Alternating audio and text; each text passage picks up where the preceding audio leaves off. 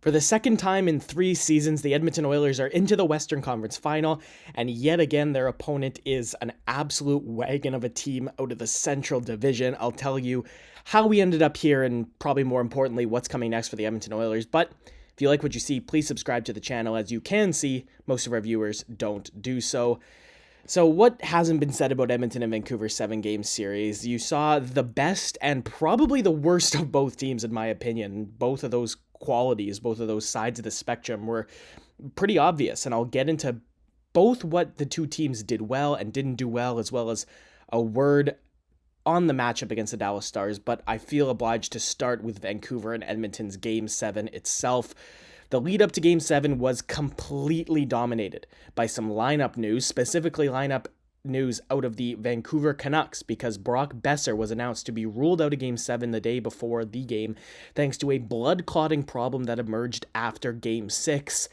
Now, that news for the Vancouver Canucks had to be nothing short of debilitating, and you could see it as they started Game 7. Vancouver had the puck enough, but Edmonton poured shots onto Artur Shilov's goal. They outshot Vancouver 13-2 through 20 minutes, and the shots on goal slant meant that even though Edmonton couldn't beat Shilov through the first 20 minutes, they had to be feeling really good going into that first intermission, especially after they killed something close to a perfect PK on the 4-minute Canuck power play, which the Oilers held the Canucks to 0 shots and had one of their own. It was a shorthanded breakaway that was the only shot on goal during the Canucks' 4-minute power play.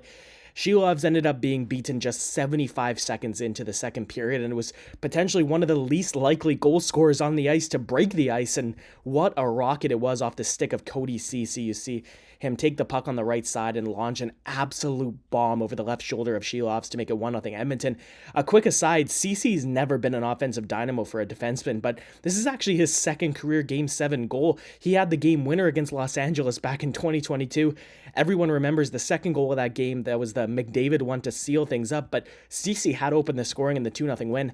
Anyways, after Ceci's goal, next up for the Edmonton Oilers was Zach Hyman. He scored his playoff-leading 11th goal, tipping Evan Bouchard's point shot past Shilov's and in to double up the Edmonton lead.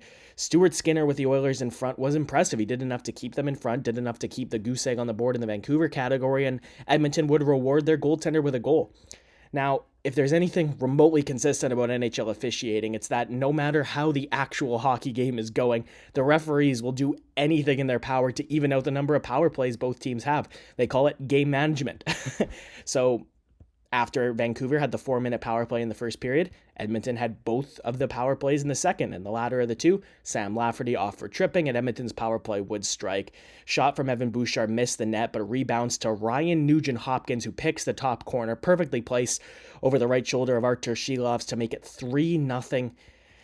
Now, 3-0 through 2 periods for the Edmonton Oilers should have looked comfortable, but Vancouver had won 7 games in the playoffs to that point, and 5 of them were won with a comeback. 3 specifically were third period comebacks. So it made it feel inevitable that Vancouver would at least have a third period push to try and come back. And it was arguably Vancouver's best skater over the last 4 games of the series, Connor Garland, to score first, stealing the puck in the middle of the ice and beating Skinner low blocker before Filip Hronek snapped a slump of his own with an absolute rocket from the point, beating Skinner to make it a 3-2 game.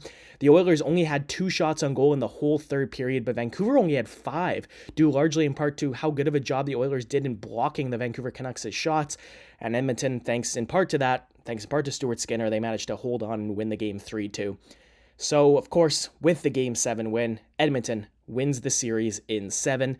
How did they manage to get past the Vancouver Canucks in 7 games? Well, I'll make a reference to my series preview video where I gave a reason the Oilers could win and a reason the Oilers could lose. I said to win, they need to win the goaltending battle, and to lose, they'd have to have let the Vancouver Canucks transition game take over the series and have Vancouver's offense overwhelm Edmonton. Well, both of those very crucial things ended up going Edmonton's way. So to start, as much as Artur Shilov's had an overall better series than both Stuart Skinner or Calvin Pickard, Edmonton's goaltending by committee did enough. Calvin Pickard's Game 4 performance was probably the best example of that.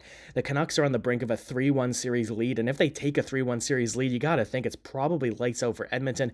But instead of going down 3-1, Pickard heavily outplayed Shilov's in the series' 4th game, helping them tie the series. Likewise, Stuart Skinner did enough in the last two games. Maybe he didn't specifically outplay Shilovs in games 6 and 7, but he played well enough to win it for Edmonton, which is what the Oilers were always going to need. Is, the goaltending just needed to be good enough, and it was.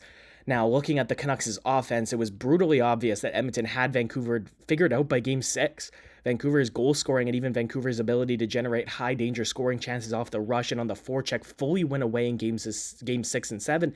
Edmonton shut them down, and that led to Edmonton's stars in the whole of the series being far more productive than Vancouver's. Elias Pettersson and Quinn Hughes both looked like they were playing hurt, and Besser clearly had something going on, at least at the end of the series, obviously. So this isn't a criticism towards those players, but whether it be because they weren't at 100%, because of the Oilers' defense, or because Kris Knoblauch's coaching, the offensive contributions from Pettersson and Miller and Besser and Elias Lindholm all dried up by the end of the series, especially right after Vancouver had won that game 5. After JT Miller's game winner goes in the back of the net, you can't really say they dominated much of the play in the last two games. Only late in game 7 when they were down did they take over a game, and they had 15 shots in game 6 and 17 shots in game 7, and the high danger scoring chances decreased at the end of the series as well. So the Oilers have to get some credit, but specifically talking about the goaltending, they're still going to probably need to be better to win the series against the Dallas Stars. Dallas is going to have more than 32 shots on Stuart Skinner or Calvin Pickard in a 2-game span. Now, Edmonton's last Western Conference final was against a juggernaut Colorado Avalanche team. It was being carried by versions of Cale Makar and Nathan MacKinnon that weren't going to be stopped by literally anyone. This year, it's the Dallas Stars who the Oilers get in the conference final, and it's a Dallas Stars team that just downed Makar, MacKinnon, and the Colorado Avalanche in their second round series. They won it in 6 games.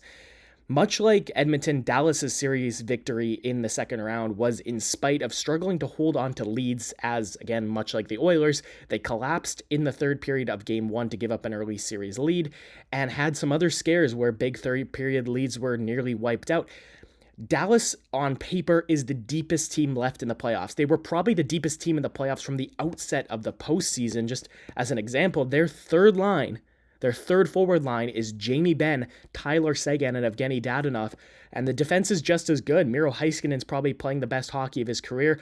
Wyatt Johnston's also continuing to build his reputation as a big-time player come playoff time. He's already got 7 goals through just 2 rounds, and the depth of the Dallas Stars is only Exhibit A of what the Stars on paper have over the Oilers, but the other massive X factor that could swing the series in Dallas's favor is the goaltending. Jake Ottinger had an inconsistent regular season, but boy, has he shown up in a huge way in these playoffs. He's posted a 2.09 goals against average and a 918 save percentage to go with an 8-5 record through 2 rounds. Oilers fans will obviously have more confidence in their goaltending than they did in the first half of the second round series, with Skinner and Pickard doing enough to win 3 of the last 4 games against Vancouver. But with all due respect to how unbelievably great Artur Shilovs was in the playoffs, needing to win a goaltending battle against Ottinger is a whole other ballgame. Well, it sounds like I'm doing nothing but talking about why Edmonton is going to lose here. There is a huge plus and a huge factor that could win the Oilers this series. Special teams tilts Edmonton's way in a huge way. The Oilers have the best power play and the best penalty kill in the playoffs at 37 and 91% respectively, while Dallas's penalty kill currently sits at under 70%, last among the remaining teams by a mile. Anyways, all that aside, nothing's decided till the games get going, and Game 1 goes tomorrow night. Oilers Digest will have as much Western Conference Final coverage as possible, so please everybody subscribe and have a good one.